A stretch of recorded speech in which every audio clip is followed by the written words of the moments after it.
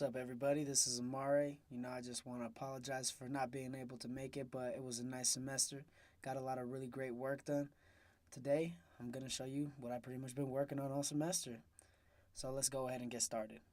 Definitely one of my favorite assignments. It was also very, very challenging.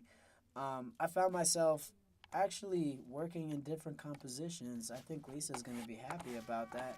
Maybe she didn't notice when she looked at my project file, but basically I had to divide this assignment up into two different compositions just because it was getting ridiculous, like how many layers you work with. Like each little distinct moment needs a sound in its own layer.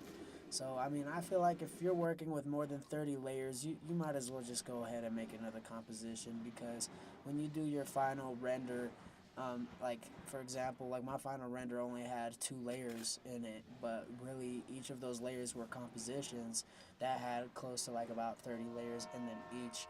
So I think it's like a good way to organize your work, and it just, after a while, I think it just makes a little more sense. It'll be easier to just comprehend what the hell you're working with.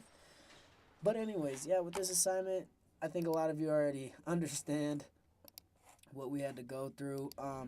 I found all of my sounds using the website that they provide in Lab 117, the Central 117.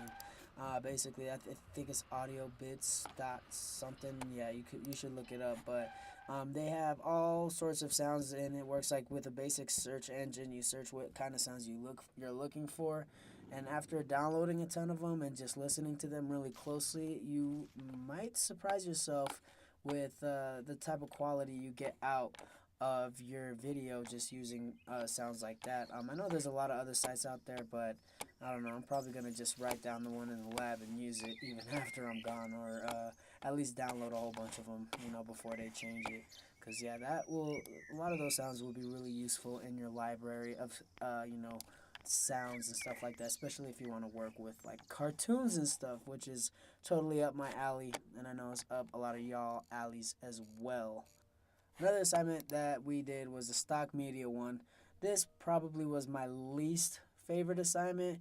Nothing against it at all, but to be honest, I had no idea what I was doing. It was one of those things, and I know a lot of you probably can relate. I was looking at these files and just thinking, man, what the hell am I going to do? But I was even more upset after seeing other students present, seeing like what type of stock media they were able to find online, and all I could think is, wow, I could have probably done something a lot cooler.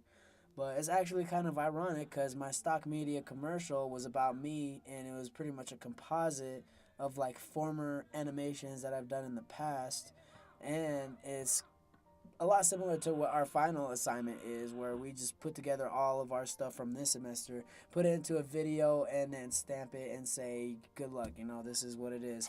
Well, I guess one thing I'll share with you guys, I don't know if other students did this differently, but the way I got my footage to fit into the screen the way it's supposed to was by using an effect, and I think it's called the pin effect or something like that, and it allowed you to place the corners of your footage exactly where you want it to go. The next assignment in line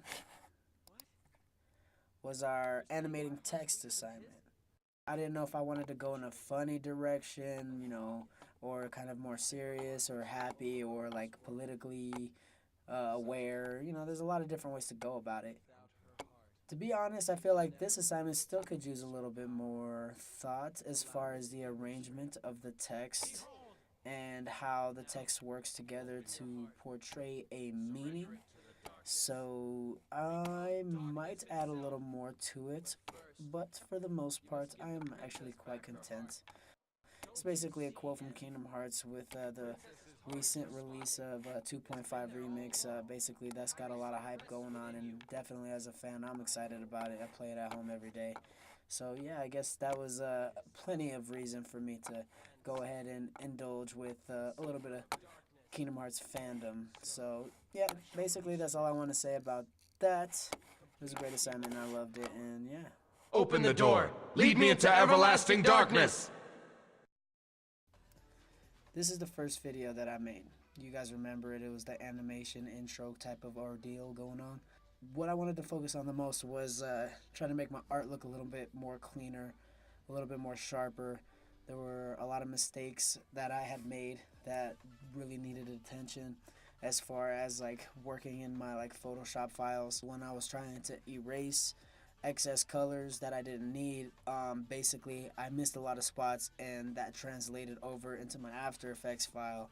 When I actually did have a background behind it, you could clearly see that stuff was floating around, things were there that weren't supposed to be there. Basically, what I decided to do with adding an extra type of element, an extra type of transition to this video, is adding what is called a glow effect. And it's just something that you can easily generate in After Effects. I guess one thing you guys need to do is adjust your retinas, because there is one part where things get a little bright, but I had to leave it like that because, you know, I liked it a lot, to be honest. But other than that, basically I wanted to make it so that my lines popped out a little more, so it looked a little more fine-tuned, this and that.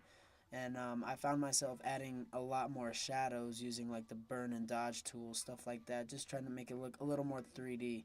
That was one thing I wasn't as satisfied with when I first did this project.